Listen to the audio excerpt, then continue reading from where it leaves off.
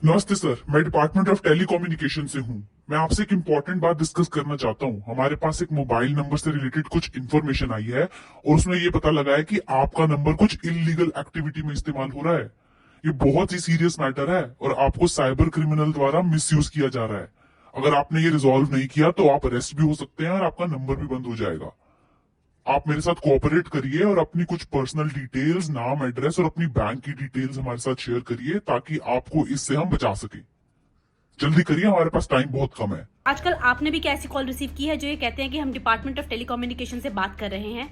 इन दिनों cyber criminals ने एक नया तरीका ढूंढ लिया है लोगों को फ्रॉड करने का। वो आपको ऐसे कॉल करते हैं कि जैसे वो सरकार की तरफ से बात कर रहे हैं और आपसे सारी इन्फॉर्मेशन लेकर आपके साथ फाइनेंशियल फ्रॉड कर देते हैं। ये स्कैम बहुत ही रिस्की है और आपको इससे बचने की बहुत जरूरत है। तो इस वीडियो को देखिए और ये जानिए कि ये स्कैम कैसे किया जाता है और आपको इससे कैसे बचना है। फ्रॉडस्टर्स आपको डिपार्टमेंट ऑफ टेलीकम्युनिकेशन का एम्प्लॉय बनकर कॉल करते हैं। वो आपसे कहते हैं कि आपके नंबर में कुछ दिक्कत आ गई है जिसके चलते आपका नंबर कभी भी बंद हो सकता है, या फिर ऐसा कि आपके नंबर से कुछ इलीगल एक्टिविटीज हो रही हैं और अगर जिसके बारे में आपने एक्शन नहीं लिया तो आप ऐसे किसी इलीगल मैटर में फंस सकते हैं। वो इस पूरी सिचुएशन को इतना अर्जेंट और सीरियस मैटर बताते हैं और साथ में सरकार के नाम पर आपको पूरी तरह डरा देते हैं, जिससे उनका साइबर क्राइम या किसी भी तरह का आपके साथ फाइनेंशियल फ्रॉड करने का एम पूरा हो सके। और इसमें सबसे इंपॉर्टेंट फैक्टर है कि जिस नंबर से वो कॉल करते हैं वो भी ऐसा लगता है कि जैसे वो किसी गवर्नमेंट का नंबर है, जैसे कि वो +92 से स्टार्ट होता है और ऐसा लगता है कि जैसे कोई गवर्नमेंट के डिपार्टमेंट से ही फोन आ रहा है। अब आप परेशान हो जाएंगे और वो जो भी बोलेंगे आप वो करने लगेंगे। वो आपके बैंक की डिटेल्स मांगेंगे तो वो आप उन्हें दे देंगे, वो कोई OTP मांगेंगे तो वो भी आप उनसे शेयर कर देंगे,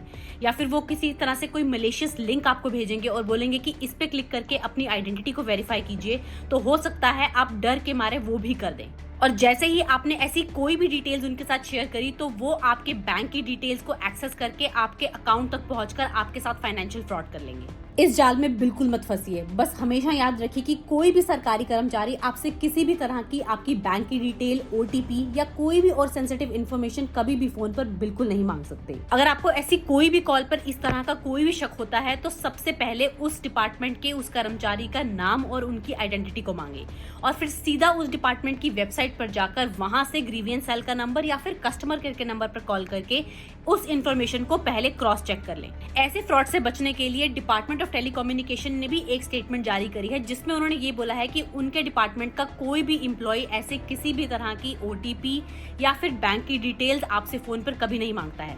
तो ऐसी कॉल्स को आप पर्सनल इन्फॉर्मेशन देने के लिए अवॉइड करें। इस तरह के किसी भी फ्रॉड से बचने के लिए सरकार ने कुछ जरूरी कदम सजेस्ट किए हैं। सबसे पहले आप संचार साथी पोर्टल पर जाकर वहां चक्षु रिपोर्ट सस्पेक्टेड फ्रॉड कम्युनिकेशन वाले ऑप्शन में जाकर इसे रिपोर्ट करें।